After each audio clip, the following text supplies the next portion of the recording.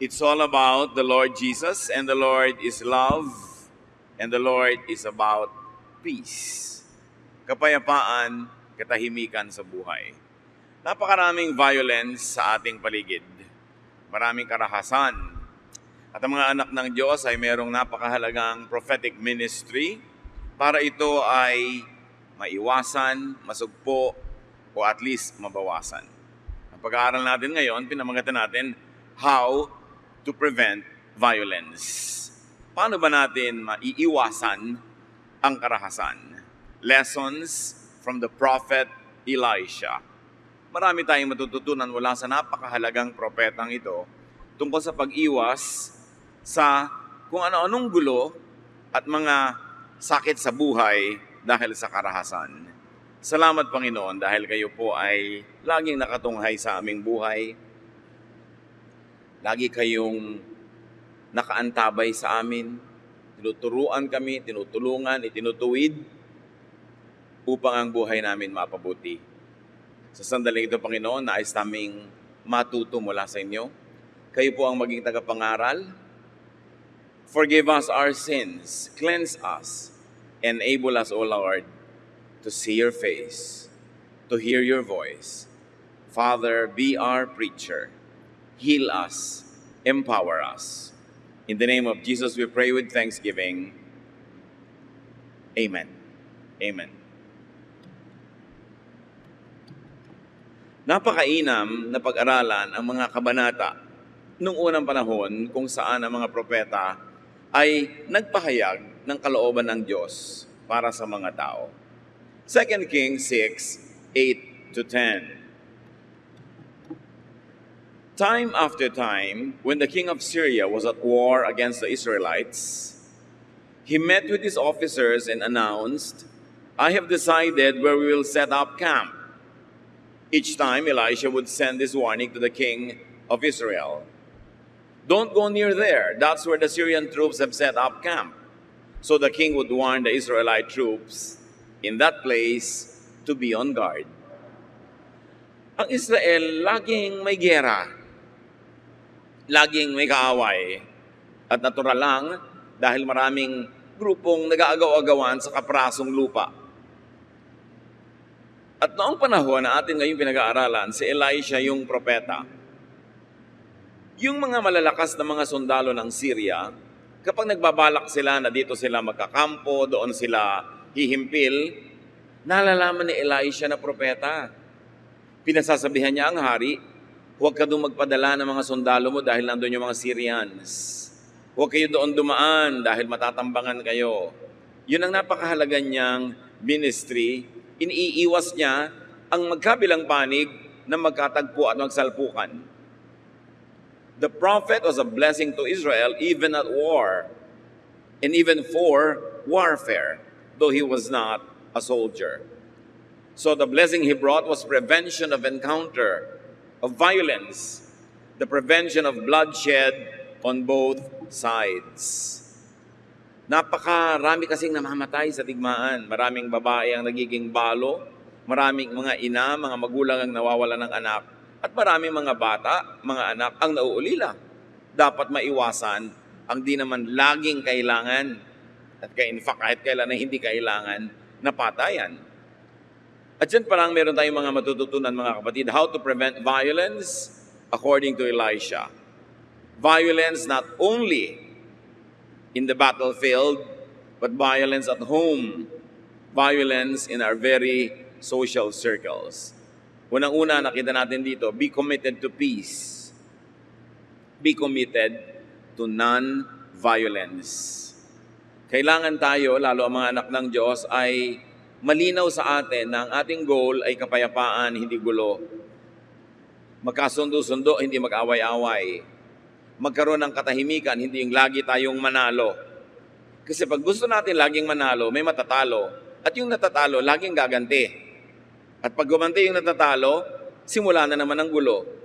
At pag magulo, may mananalo uli, may matatalo na naman, walang katapusan. At ganoon din kumisan sa mag-asawa. Sa kagustuhan ng lalaki o ng babaeng manalo, sa kanilang awayan, sa kanilang mga salitaan, sa kanilang mga tunggali, Laging may natatalo na naghihintay lang na makaganti. Nagtatanim ng sama ng loob. Ganun sa mga magkakapatid. Ganun sa magkakaibigan. Tuwing merong gustong manalo at tuwing merong may nananalo, humahaba ang gulo. Hindi naman kasi pumapayag yung natalo na paapi na lang lagi, naghihintay lang ng pagkakataon para makaganti. But Elisha prevented bloody clashes. He did not promote ambushes or massacres. Ibinubunyag sa kanya ng Diyos ang lihim at ang iniisip ng kalaban.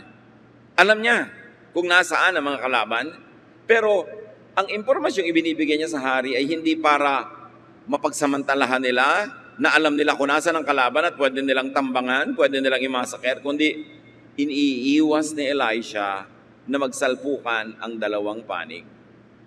At napakahalaga na umiiwas sa gulo, especially if you were weak. The weak should resort to diplomacy. And the strong should be gentle and magnanimous.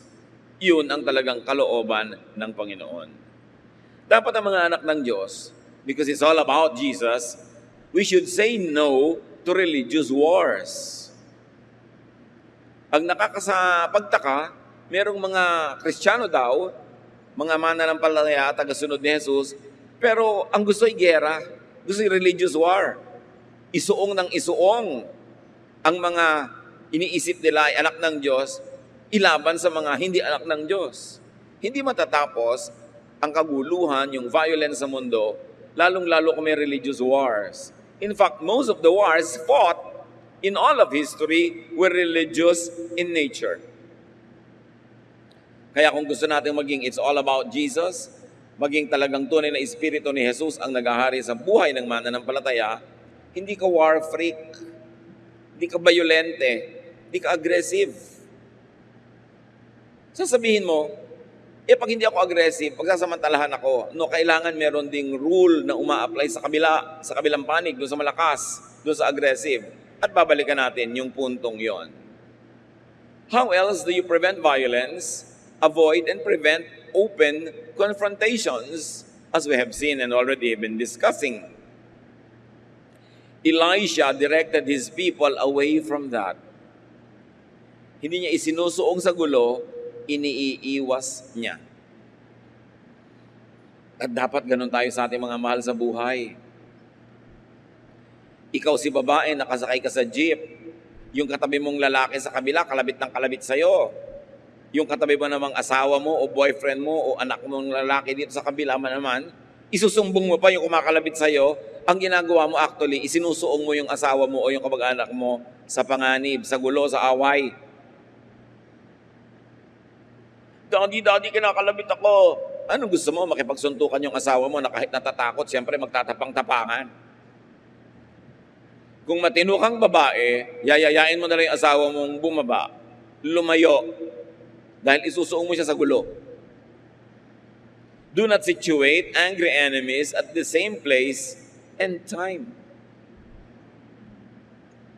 At dapat i-apply natin ito sa ating buong pamilya, mga magkakaibigan, kahit sa office. Pag merong parehong galit, huwag niyong pagtagpuin muna. Huwag niyong paglapitin. Dahil sa kaliit-liitang excuse, sasabog yung galit na kinikimkim nila sa kanilang loob. At yun ang ginagawa ng propetang si Elisha. 2 Kings 6:11-12. The king of Syria was furious when he found out what was happening. Nalaman ng hari ng kabila, nabistado pala ng propetang si Elisha ang mga plano nila. Or hindi pa niya alam, at this point, na si propetang Elisha ang dahilan, pero alam niya na nalalaman ng kabila ang kilos nila, kaya nagalit siya. He called in his officers and asked, "Which one of you has been telling the king of Israel our plans?" "None of us, your majesty," one of them answered. "It's an Israelite named Elisha. He's a prophet. So he can tell his king everything, even what you say in your own room." Sabi, hindi naman po kami yung nagsasabi sa kalaban kung anong plano nyo. May propeta sa Israel, si Elisha, na maski iniisip nyo sa sarili nyong silid, ay alam. wala tayong mailihim sa Kanya. This is prophetic power at work. Anong laban mo dyan? Iniisip ng king of Syria, meron. 2 Kings 6, 13-14. Find out where he is, the king ordered. I'll send soldiers to bring him here. They learned that Elisha was in the town of Dothan and reported it to the king. He ordered his best troops to go there with horses and chariots. They marched out during the night and surrounded the town. Yun pala ha, may propeta ang Israel. Alamin nyo kung nasan at dadakip ko agad-agad. Nalaman nila na nandun pala sa ganitong bayan, sa Dothan, itong si Elisha. Kung kaya naman, lumusob ang pinakamagagaling na kawal ng hari ng Syria, nakasakay sa mga mabibilis at matitibay na mga chariots, at ito ay hinihila ng mga malalakas at mabibilis tumakbong mga kabayo. The best of the Syrian soldiers to capture the prophet. So you see here a very dramatic, impending confrontation. Military might versus the man of God versus spiritual power. Dito mag-uumpugan, magbabanggaan ang dalawang kapangyarihan, kapangyarihang physical, panglupa, at kapangyarihang spiritual, makalangit. Pero sabi na sa Zechariah 4:6, I am the Lord all-powerful, so don't depend on your own power or strength, but on my Spirit. Huwag daw umasa at sumandal sa mga pansarili lamang na lakas, kundi sa Espiritu ng Diyos umasa. The Lord is the refuge for the weak and the check to the strong. Nagbibigay talaga ang Diyos ng balanse. Siya ang pwedeng takbuhan ng mahihina at siya naman ang pwedeng sumupil, pumigil sa mga sobrang malalakas. Psalm 20, verse 7, some people trust the power of chariots or horses, but we trust you, Lord God. Napakalinaw ng sinabi ng Zechariah at ng Psalm. May mga nagtitiwala sa lakas na panglupa, pero kaming mga naniniwala sa inyo, Diyos, kaming mga anak nyo, nagtitiwala kami sa inyong spirito, sa inyong kapangyarihan.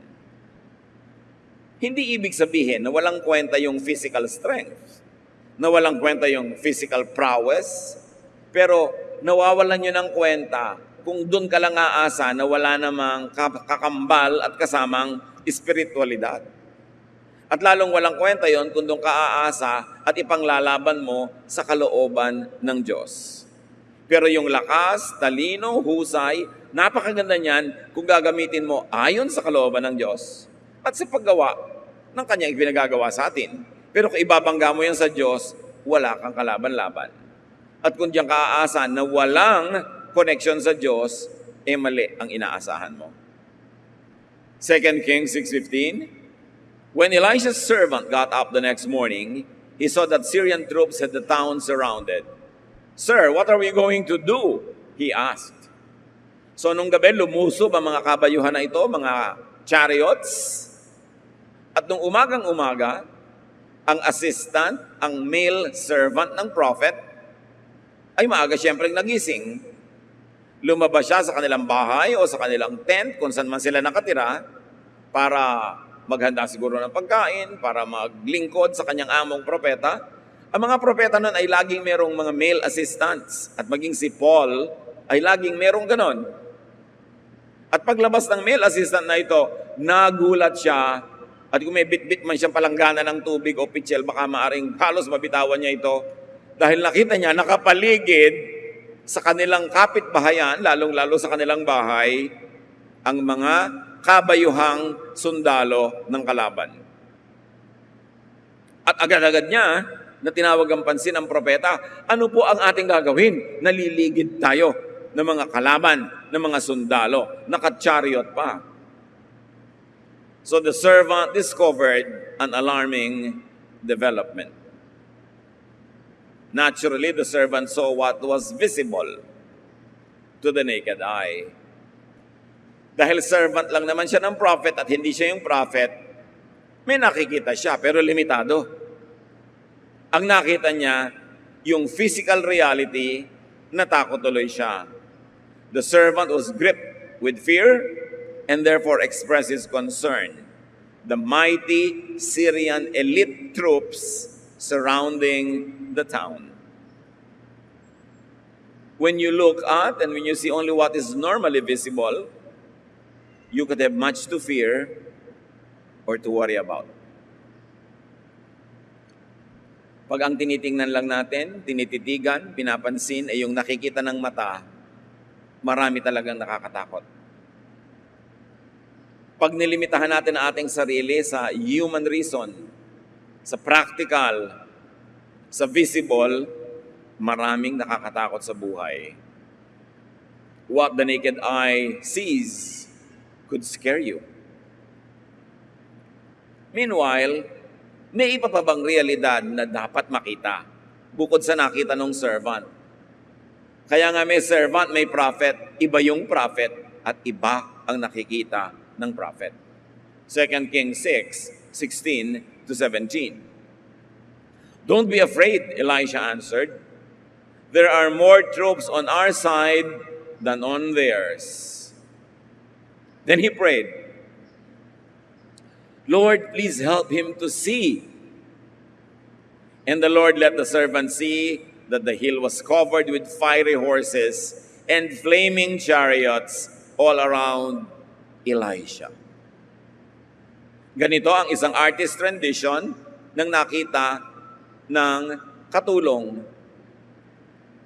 Sabi ng propeta, Panginoon, marapatin mong makita nitong aking assistant ang dapat niyang makita para hindi siya matakot. At dininig ng Diyos ang panalangin ng propeta, ibinukas ang spiritual eyes ng katulong na nakasara kasi physical eyes lang niya nakabukas. At nakita niya, nililigiran sila, pinaliligiran, ipinagtatanggol ng mga naglalagablab ng mga kabayuhan at mga chariots at mga anghel. Kaya naman pala, hindi makasugod-sugod itong mga Syrian army na nakaporma lang sa kanilang paligid. Hindi maka-advance. Sila pala'y naliligid ng proteksyon ng Diyos. At dahil ang ipinadala ng Syria ay mga horses and chariots, edi ganung itsura din ang ipinadala ng Diyos. So kung ang ipinadala dyan ay mga tangke, edi tangke din ang ipapadala ng Diyos. Kung ang ipinadala dyan ay anuman, yun din ang ipapadala ng Diyos. Tinutumbasan at inihigitan. The difference between prophets and common people is that prophets see. Prophets perceive. At doon mo malalaman ang isang palatandaan kung isang propeta ay totoo. Nakikita niya ang hindi nakikita ng karaniwan. Nauunawa niya ang hindi nauunawa ng karamihan. At dahil doon, ang isang paa niya ay nakatungtong sa spiritual world at ang isang paa ay nakatungtong sa physical world. At sa pamamagitan niya, lumilipat mula sa spiritual world ang karunungan, ang turo, ang pagpapala patungo sa physical world. Ibinibigay, ipinapakain, itinuturo, ipinapakita sa katulad nitong servant na on their own walang kakayanan because they were not gifted as prophets. At dahil naman ang kanyang isang paa ay nakatungtong sa world, sa physical world, at ang isa ay sa spiritual world, nadadala naman ng propeta sa spiritual world yung mga pangangailangan, hinaing, mga panalangin, mga hiling ng mga nandun lang sa physical world. That's why the office of the prophet is an office of the priest. It is also the office of the artist.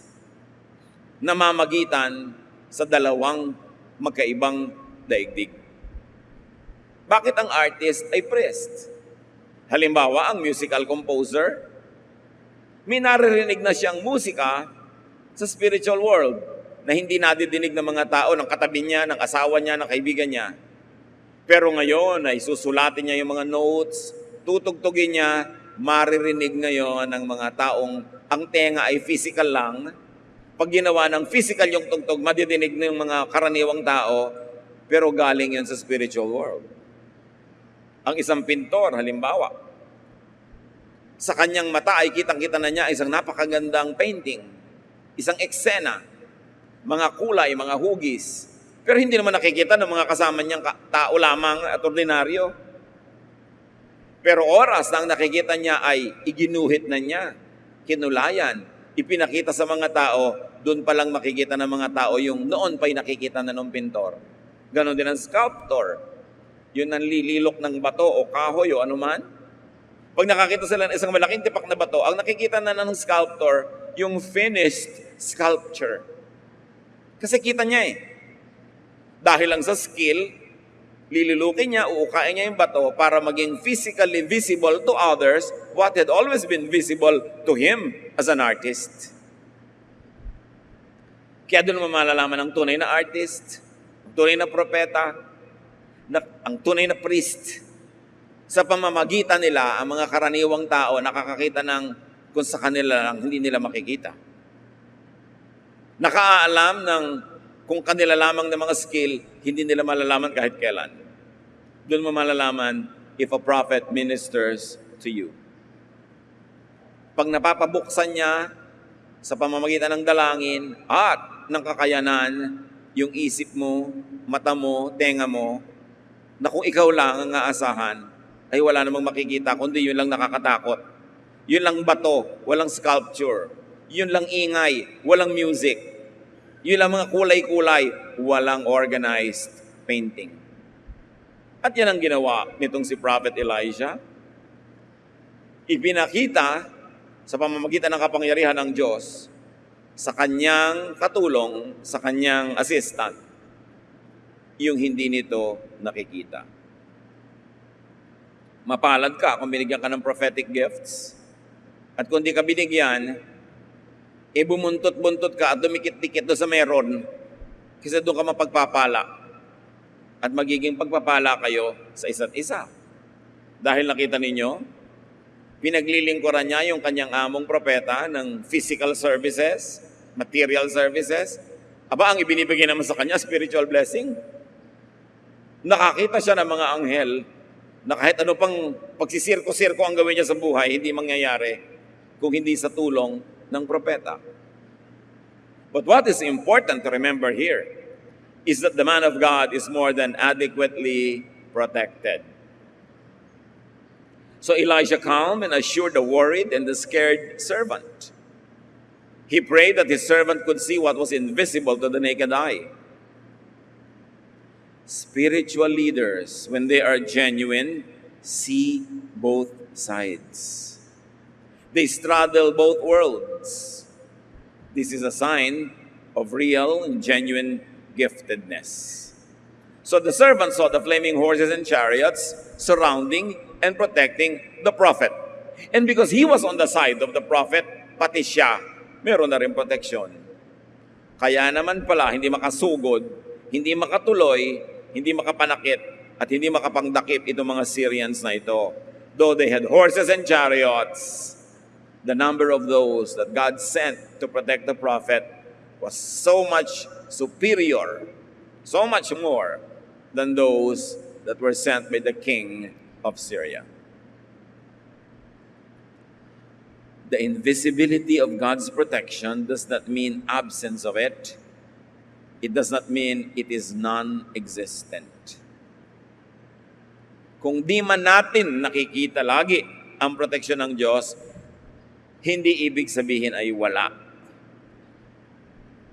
Mayroon, hindi lang nakikita ng mga karaniwang nilalang. Pero laging ang presensya ng Diyos ay nandun. Laging ang proteksyon niya ay nandun. Kailangan lang na makita mo at kung hindi mo nakikita, maramdaman mo, at kung hindi mo pa rin nararamdaman, ipakita at iparamdam sa iyo ng mga nakakaramdam para mapayapa ang iyong loob. Para matahimik ang mga takot at pangamba. Battles have moral and spiritual dimensions. Make sure you fight on God's side. Now, the moral issue here is not Syria's war with Israel. Natural lang na makigera naman ang Syria because of national interest. Kasi yung lupain din niya, pinapangalagaan din niya, ayaw din niyang basta-basta na lang ibigay sa iba. Hindi yun ang issue. The issue is Syria's military being used against a non-violent man of God. Yun ang tunay na issue. Mga sandatahang lakas, ginagamit sa isang wala namang sandata at wala namang physical lakas na propeta. But God protects His prophets and His anointed ones. Isang bagay na hindi natin dapat limutin kahit kailan. Hindi pinababayaan ng Diyos ang mga tunay niyang hinirang. Psalm 105:15, "Do not touch my anointed ones. Do my prophets no harm." Malinaw ang utos ng Panginoon. Huwag mong kakantiin, huwag mong gagalawin, huwag mong sasaktan ang mga hinirang niya. Or, according to the contemporary English version, the same verse, "Don't touch my chosen leaders or harm my prophets." Now, this verse and other similar ones refer to definite prophets of the Old Testament. They refer to definite kings and leaders called and chosen by God. Linawin natin ito. Hindi ko mo religious leader in any place, anytime, prophet na nga according to definition. Kahit tinatawag niya ang sarili niya na prophet. Diyos lang ang nakakaalam kung sino ang tunay niya mga prophets. Kung sino ang mga tunay niyang hinirang. At yun ang may protection. Kasi alam niyo kung bakit ko ito nililinaw, marami nagtatanong sa akin kahit sa Facebook. Meron sila mga religious leaders na sobrang abusive. Talagang abusive. Hindi ka mapamaniniwala na abusive. Tapos sinasabi niya, huwag niyo akong babanggain, huwag niyo akong kakalabanin, huwag niyo akong sasalungatin. Dahil sa mga verses na ito, that God protects His anointed ones. Yes, it's true. God protects His anointed ones. Pero true ba na yung abusadong leader na yon ay anointed nga? O siya lang ang may guni-guni na anointed siya? Yun ang dapat natin paghiwalayin, yung dalawang realidad. Hindi ko mo religious leader ay anointed. At hindi lahat ng anointed ay religious leaders. At hindi ko mo leader ka, Diyos lang naglagay sa iyo doon. May inilalagay ang Diyos at merong siya lang nagsiksik sa sarili niya para malagay siya doon. Dapat nating i-protect ang mga mananampalataya from the abuse of those who style themselves as prophets and then exploit the people. At pag sinasabi sa Bible na do not touch my anointed ones, those were actually referring to real people, prophets and kings of the Old Testament. While there are still true prophets today, nobody really knows for sure who and where they are. So suriin mo, bukas ba ang mata niya? Nabubuksan ba niya ang mata mo sa hindi mo nakikita? Nadidinig mo ba through him or her ang hindi mo nadidinig sa iyong sarili lang? Baka nga siya ay gifted with prophecy. Pero huwag basta-basta ibinibigay ang title na to kahit kanino na lang, lalo't nakakakita ka ng mga babala, mga senyales na abusive siya. At sinasamantala niya ang kanyang religious office. This could be so gravely abused by pursuers, by pretenders, by fakes, by false prophets, by just any religious leader. Balik tayo sa prevention of violence. How do you prevent violence? Even in your own home, in your life. Be as secure as possible. People who feel secure are calm. They do not panic and they do not instantly resort to violence. Pag ang tao hindi insecure, kumbaga ay secure nga siya, pag ang tao ay tiyak sa kanyang sarili, alam niya kung saan siya nakatayo, hindi siya nalilito. Pag ang tao ay nakakaalam kung ano ang pwede at kaya niyang gawin, lalo't siya ay mayroong lakas naman, may kakayanan, hindi siya madaling magalit. Hindi siya aggressive. Hindi siya lagi na naglalakas-lakasan, nagsisiga-sigaan, kasi hindi niya kailangan. Kasi alam niya kung sino siya. And that was why Elijah was calm. He knew that he was blessed and protected by God. There's no reason to be overly aggressive or even to be overly defensive. Relax lang siya kasi alam niya kung sino siya at alam niya kung sino ang Diyos niya. Sa buhay natin mga kapatid, work at being secure. Marami mga tao insecure kasi ignorant. Hindi nila alam ang mga bagay-bagay kaya nagtatapang-tapangan, nagagalit-galitan para huwag mong matanong dahil baka malaman mong di niya alam. Maraming mga tao insecure about their looks. Kaya ayaw nila na natitingnan, nasusuri, napupuna. Ayaw na nabibigyan sila ng mga suggestions kasi nagmumukha silang kawawa, nagmumukha silang hindi marunong. Ito talaga namang hindi sila marunong. Kasi kung tunay kang marunong, alam mo kung anong alam mo at alam mo kung hindi mo alam, pag may nagtuturo sa'yo na hindi mo alam, magpapasalamat ka pa eh. Kaya ang mahirap na kausap na tao, hindi yung successful, kundi yung walang success sa buhay. Madaling kausap, yung mga tunay na mga matatagumpay, mga tunay na marurunong, mga tunay na meron, may kakayanan. Kasi hindi na nila kailangan makipaglabanan eh. Hindi nila kailangan laging patunayan kung sino sila. Ang mahirap kasama yung lagi nalang pinuprove kung sino sila kasi insecure.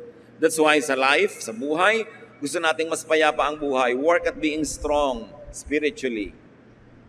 And if you can, work at being strong physically, be healthy, be as economically prosperous as possible so you don't have to be insecure and you don't have to overly defend yourself all the time. Do what you can to secure your life so you don't need to panic. You don't need to be offensive just to defend yourself. Kumisa naman, ayaw lang nating masaktan eh, kaya tayo na yung naunang nananakit. Ayaw mo lang maapi, kaya nagtatapang-tapangan ka. Ayaw mo lang masukol, magipit, kaya nagagalit-galitan. Pero kung aalisin natin sa buhay natin yon, payapa ang loob natin, hindi tayo kailangan maging mabalasik, hindi tayo kailangan maging agresibo. Defensive people usually are also very offensive people. May nasasabi ka lang, galit agad. Kasi may nasasaling, may nagagalaw na amor proprio. Insecure lang pala. So the prophet was secure. He could afford to be kind and to be calm. 2 Kings 6:18.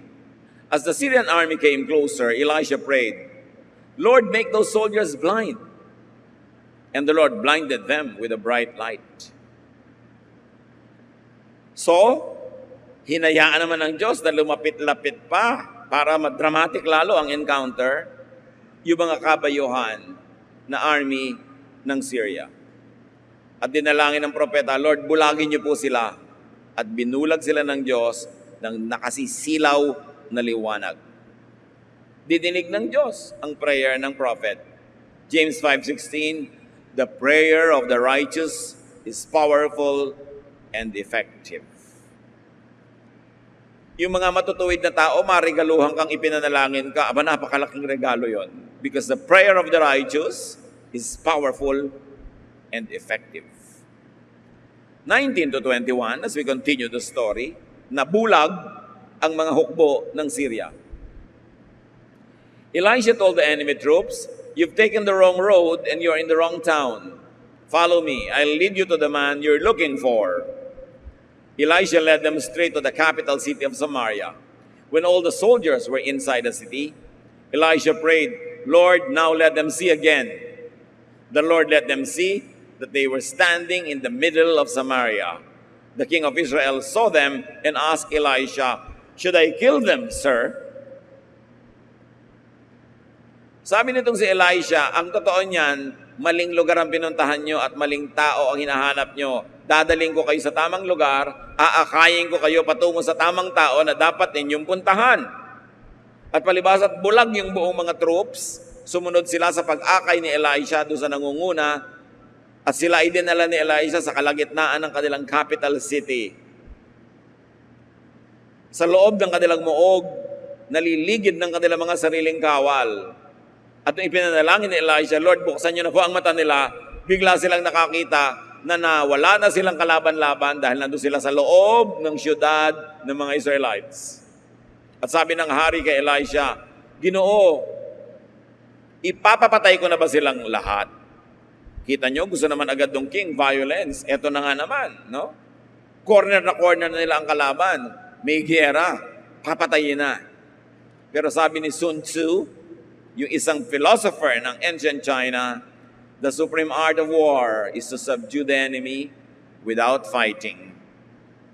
And for sure, galing sa peaceful spirit of God yung ideya na yan.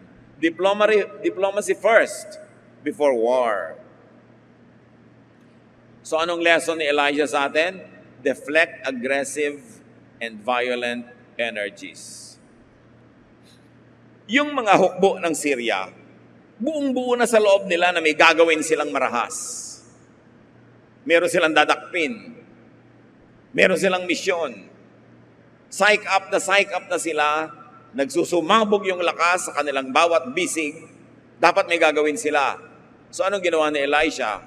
In all wisdom, hindi niya pinigil, hindi niya pinahiya, hindi niya ginalit. Sabi niya, dadalhin ko kayo sa dapat niyong kalagyan. At siyempre, sa paglipas ng oras, sa paglalakbay nila, bulag pa naman, marami na sa mga energy noon naubos. Humupa na ang loob, lumamig na ang mainit nilang damdamin. At nung malamig na yon, hupa na, tsaka pinabuksan ni Elisha ang kanilang mata, nagustuhin man nilang lumaban, ang laki na ng walang energy at gana para lumaban. At ito ang galing ni Elisha in preventing bloodshed, in preventing violence. He directed and channeled the troops' eruptive power. Pag may malakas na daloy ng tubig, hindi mo dapat harangin. I-channel mo lang na pumunta sa gusto mong pupuntahan niya. Yun ang ginagawa ng mga dam. Bakit mo haharangin? E di, ikaw ang naanod. Ibaling muna sa iba. Hindi niya basta binangga at pinigil yung galit. Galit, pipigilin mo sa sabog. Babanggain mo, ikaw ang matadaganan. May lesson tayo mga kapatid agad-agad. I-apply nyo agad sa buhay. Huwag niyong babanggain ang galit. Kahit sino pa yon, kahit kayo yung amo, kahit kayo yung malakas, kahit kayo yung makapangyarihan, kahit maliit na langgam, pag galit, makakakagat. Magpakatalino kayo, huwag niyong babanggain ang galit. Kasi ang galit, nagdidilim ang paningin. Hindi na ngangatwiran. At ang galit, may lakas na hindi available sa mga taong relaxed. May adrenaline power sila. At kung may kalaban kayo mga kapatid, huwag niyo silang papalakasin. Paano napapalakas ang kalaban? Galitin ninyo, lalakas sila. Huwag niyong gagalitin ang kalaban nyo. Yung ipoprovoke nyo, tutoksohin ninyo, yung sige nga, hawakan mo nga yung tenga niya kung talagang matapang ka. Hawakan mo naman yung tenga niya, nagagalit na nga siya. Naiinis na nga sa'yo. Pagsasabihan mo pa ng masakit, susumbatan mo pa, magbubunga nga ka pa, ginagalit mo. Pag ginagalit mo ang kalaban, pinapalakas mo siya laban sa'yo. Naghahanap ka ng sakit ng katawan. At makikita mo yun pag di ka nag-ingat. Bakit mo naman papakalakasin ang kalaban mo? Di dapat pahinain mo? At yun ang ginawa ni Elisha. Pinahina. Hindi binangga, pinagawa ng isang bagay na nakakapagod. Magbabiyahe sila ng bulag. Tapos, nung pagod na pagod na, tsaka niya dinala doon sa harap ng kalaban, kanina man, nasa gana yung lumaban, ngayon hindi na. Humina na. Kaya sabi ng King of Israel, papatayin ko na bang lahat sila? Kasi kayang-kaya na niya Ipinapatay ba? 2 Kings 6:21-22, the king of Israel saw them and asked Elisha, should I kill them, sir? No, Elisha answered, "You didn't capture these troops in battle, so you have no right to kill them. Instead, give them something to eat and drink, and then let them return to their leader." Iba namang klase makigera tong si Elisha. Ha? Pwede nang patayin, pukusain ang kalaban. Sabi niya, no. Magluto kayo, maghanda ng maraming pagkain, at inumin, pakainin sila, busugin, painumin, at saka pauwiin sa kanilang leader. The king knew well as to defer to the prophet and ask the prophet what to do. Kung ikay malakas, makapangyarihan, pwede mong gamitin yon, tapos hindi ka humihingi ng payo sa marunong at maka-Diyos, pwede ka magkamali. Pero humingi siya ng payo, papatayin ko na po ba, Ginoo? At sabi ng prophet, no, you don't do anything like that. Wala kang karapatang patayin sila kasi hindi mo naman sila nabihag habang naglalabanan kayo. Dinala ko sila dito, walang labanang nangyari, so hindi mo sila bihag. You know, the prophet was observing the protocol of war. May protocol ang giyera kung sinong pwede mong ikulong, anong pwede mong gawin. At sabi ng prophet, no. You don't have a right to do that kasi hindi naman kayo naglalabanan at natalo sila eh. Walang labanang naganap. So Elisha advises adherence to war protocols. He prescribes hospitality and kindness. And again, Elisha prevents bloodshed. How to prevent violence? Counsel against violence. Magpayo tayo ng kapayapaan, hindi ng gulo. Nagtataka ako, maraming Christian ngayon gusto nila isuong ang Israel sa lahat ng giyera sa mga kalaban at gusto nila suportahan. Giyera. I don't think that's what Jesus would counsel. And that's not what Elisha did. Sabi ni Elisha, alam mo, imbes patayin mo sila at saktan, pakainin mo, busugin mo, painumin, at pauwiin. Hindi ginalit ni Elisha yung mga sundalo na pwede nilang patayin, pero magagalit yung hari at yung mga sundalong nandun pa sa kanilang bayan, lulusubin sila. Counsel against violence, especially if it is misplaced, unnecessary, and counsel against violence if it is convertible into kindness. Opportunity to.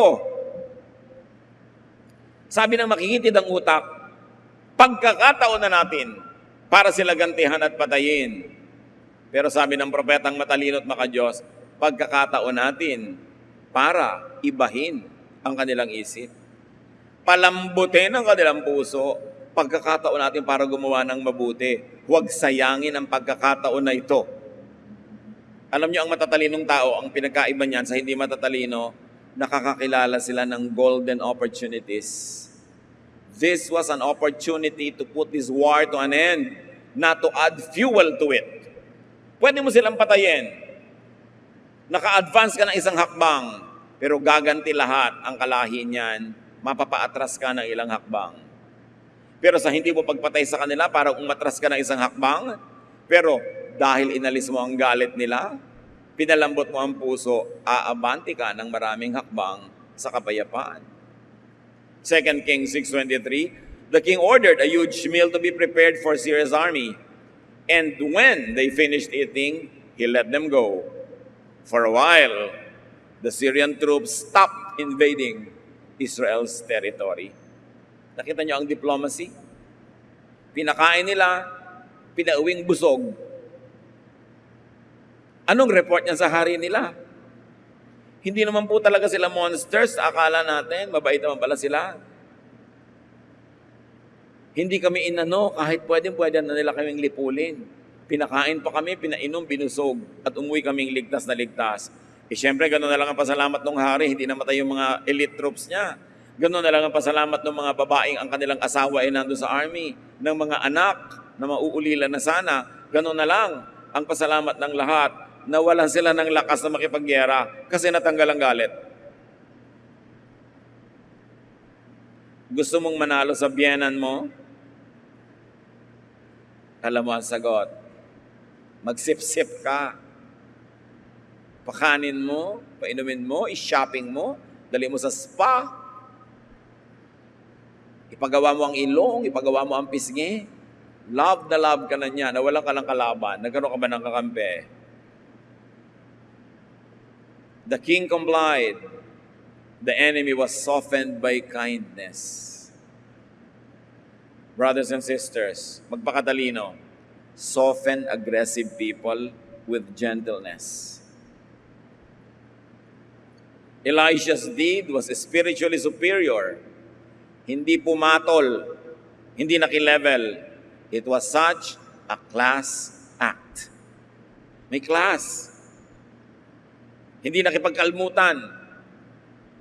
Hindi nakipagbangayan.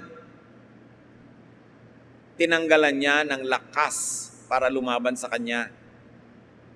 So mga misis na inaagawan ng kerida, pupuntahan nyo, susugurin nyo, hihiin nyo sa office. Do you think mababawi nyo asawa nyo sa ganong paraan? Dapat meron kayong ibang tactic. Diba? Hindi na nanalo yung nanggagalit. Lalo sa asawa. Ba't nyo naman gagalitin ang sarili nyong asawa? Anong mapapala nyo na galit siya sa inyo? May papa ka. Ang hirap-hirap na nga magkapapa. Gagalitin mo pa. O meron kang mommy. How many toads must you kiss in search of your prince? Siguro pag above 30 ka, 35, ang dami mo nang nahalikang palaka na inaasahan mong magiging prinsipe, pero hindi, palaka lang pala talaga. Nagkakulugo ka pa. Kahahalik sa palaka. Tapos ngayon, nagkaroon, gagalitin mo. Galit na nga sa'yo, lalo mo pang gagalitin, talo ka dyan. Magpakatalino. Matuto kay Elisha. Turn violent energies into kind deeds. Yours and other people's kind deeds. Mga kapatid, pag galit kayo, ang dami niyong energy, baliktarin niyo, gamitin niyo sa paggawa ng mabuti para kayo manalo. Kundi man dahil banal kayo, dahil kayo matalino. Gagawin niyo kung anong tama. Proverbs 25, 21 to 22. If your enemies are hungry, give them something to eat. And if they are thirsty, give them something to drink. This will be the same as piling burning coals on their heads. And the Lord will reward you. Sabi, galit palang kaaway nyo, pakainin nyo, painumin nyo. Parang naglagay kayo ng mga nagbabagang mga apoy o nag-aapoy na baga sa kanilang mga ulo at kayo'y may gantimpala. Akala ng iba, sasadistahin mo yung kalaban mo pag susunungin mo ng apoy para siya masunog. May pinanggagalingan kasi itong salitang ito that must be understood culturally. Wala namang posporo nung araw. Walang lighter. Walang mga automatic na mga apoy. Walang baterya. Paano ka ngayon magluluto ka? Paano kung magsisindi ka ng kalan? Magsisindi ka ng oil lamp? Saan manggagaling ang apoy? Bawat bahay, merong isang parang maliit na kalan na abo na laging meron dong baga. Pag mauubos na yun, lalagyan nila ng bagong kahoy para mag-apoy, tapos may baga uli. Wala dapat panahon na mamamatay yung baga na yon. Dapat pinapalitan ng bagong gatong. Para kung kailangan mo ng apoy, merong pagkunan ka ng apoy. Paano kung burara ka ngayon sa buhay at namatay ang apoy? Pupunta ka ngayon sa kapitbahay, kakatok ka doon, hihingi ka ng apoy. At ito yung sinasabi dito. Dahil nung araw, ang mga tao, sinusunong nila sa ulo nila, lahat ang dala nila, para yung kamay nila makakapit sa puno kung bumababa sila ng bundok, makahawak sa mga bagay-bagay kung madulas, kaya wala silang dala sa kamay, sunong-sunong sa ulo. Meron silang mga palayok na sunong-sunong, kaya kahit hihingi sa iyo ng apoy, mga baga, doon ilalagay sunong niya. So hindi yung parusa, hindi pa nanadista yun. Sabi, alam nyo kung may galit sa inyo, pakanin ninyo, painumin nyo, para na ring sinunungan nyo siya ng naglalagablab na mga baga. Ibig sabihin, magkakaroon na siya ng apoy, may magagamit siya sa buhay, tulungan nyo para mawala ang galit. Yun lang ang ibig sabihin. Take away the wind from the angry sails of your enemies. 1 Peter 3:9, do not repay evil with evil or insult with insult. On the contrary, repay evil with blessing, because to this you were called, so that you may inherit a blessing. Huwag suklian ng masama ang masama. Kahit sinuklian nyo at nakaganti kayo, gaganti uli yun. Hindi matatapos ang cycle of violence. Never make people angry. Angry people are dangerous. And angry people are strong. So how do you prevent violence and bloodshed? The best way to beat your enemy is to turn him into a friend. Yun ang tunay na nanalo. Kalaban nyo kahapon, kaibigan nyo ngayon, kasi may ginawa kayong tama. Kalaban nyo kahapon, kalaban nyo pa rin ngayon, wala kayo na panalunan. Kalaban nyo kahapon, kalaban nyo pa rin ngayon, pati nadagdag pa yung kaibigan niya at anak niya at makakilala niya, lalo kayo natalo. Elisha used his prophetic gifts and office for peace. To avoid violence, use yours. Ano man ang inyong kapangyarihan, impluwensya, lakas, gamitin nyo para mag-promote ng kapayapaan. Pag may nag-aaway, pagkasunduin ninyo, huwag kayong kumampi-kampi at huwag kayong magsulsol. Kasi lalaki lang ang gulo. The least that you can do is to stay neutral. Lalo ang mga nag-aaway sa pamilya nyo, pareho nyong kapatid, huwag kayo dapat kakampi kahit kanino. Lalaki ang gulo. Be neutral. Lalo nakakatanda ka, magpakatalino. Huwag magpe-play favorites. Kahit sa loob mo kuminsan, meron ka ng gustong kampihan, para sa kapayapaan, huwag mo nang ipakita pa yon. Kasi lalaki ang awayan. Apply this in your life. Use your position, your office, your influence to avoid conflicts and to promote peace. Because people who make peace will be called children of God. And you will harvest what you plant. Mga kapatid, ano mga gulo ang nangyayari ngayon sa inyong pamilya? Sa inyong sambahayan? Sa inyong pinagtatrabahuhan? Sa inyong social circle? Sa inyong church? Magdadagdag ba kayo sa gulo? O gagawin nyo ang dapat gawin ng anak ng Diyos na maging agent of peace? Manggagalit ba kayo o magpapahupa ng galit? Ano ang dapat nating gawin para tumahimik ang ating buhay? Napakaraming halimbawa na iniwan si Elisha. Salamat aming Diyos. Dahil kahit napakatagal na naganap ang kwentong ito, marami pa rin katotohanan kaming pwedeng pakinabangan. Turuan niyo kami na maging tulad ni Elisha. Prophet man kami o hindi, pero pwede kaming pumili ng mapayapa na pamamaraan sa buhay. Pwede naming iiwas ang mga tao sa gulo, pwede namin silang isuong at itulak sa gulo. Pwede kaming magdagdag sa away, o pwede kaming magpahina nito. Turuan mo kami, Panginoon, to prevent violence, to promote peace, para maging tahimik ang mga buhay namin at buhay ng aming kapwa. At makapag-focus kami sa mga bagay na mahalaga, productive, beautiful, loving, and pleasing to you. Pagbulay-bulayan natin mga kapatid ko, anong kahulugan ng mga pinag-aralan natin sa inyo-inyo mga buhay.